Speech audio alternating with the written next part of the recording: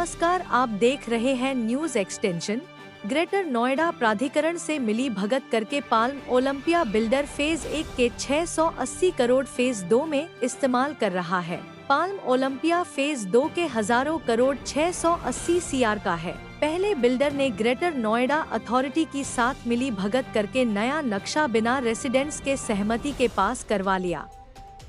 अब हाईकोर्ट के निर्देश पे अथॉरिटी के 31 जुलाई को आदेश का पालन न करके लगातार 24 घंटा कंस्ट्रक्शन किए जा रहा है। रेसिडेंट्स का आरोप है बिल्डर फेज 1 के 680 करोड़ के FAR का इस्तेमाल फेज 2 में कर रहा है। Sam India Abhimanyu housing private limited के प्रबंध निदेशक सचिन गर्ग ने कहा कि अदालत द्वारा मौखिक रूप से बताई गई किसी भी चीज का कोई मूल्य नहीं है।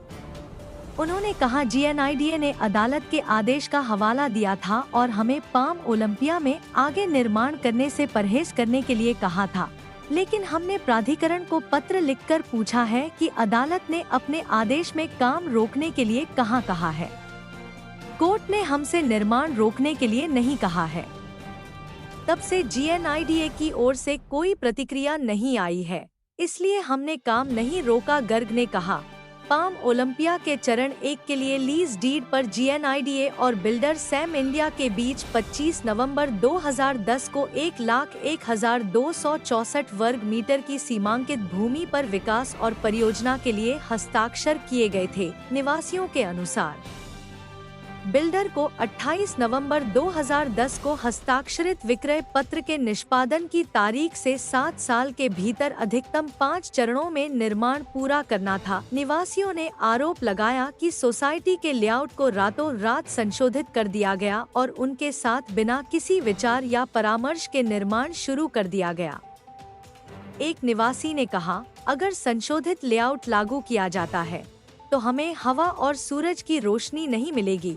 2010 में 35 लाख रुपए में एक फ्लैट बुक करने वाले एक निवासी ने कहा, बिल्डर ने तब हमें पर्याप्त खुली जगह, एक अलग स्पोर्ट्स कोर्ट का वादा किया था और पार्क के सामने वाले फ्लैट के लिए हमसे अतिरिक्त शुल्क लिया था। निवासी ने कहा कि बिल्डर ने न तो पैसे लौटाए और न ही पार्क बनाया। Hi, as you can see in this video, today is Wednesday, the 18th of September 2024. The reason why I'm making this video is that there is an order from GNIDA asking Sam India to stop construction activity. As you can see, on the 18th of September itself, there are so many construction workers who are involved in rampant construction 24/7. This is a clear-cut violation of the GNIDA order which was sent to the builder on 31st of July, clearly asking the builder to stop construction activity. As you can see, this is not happening at all.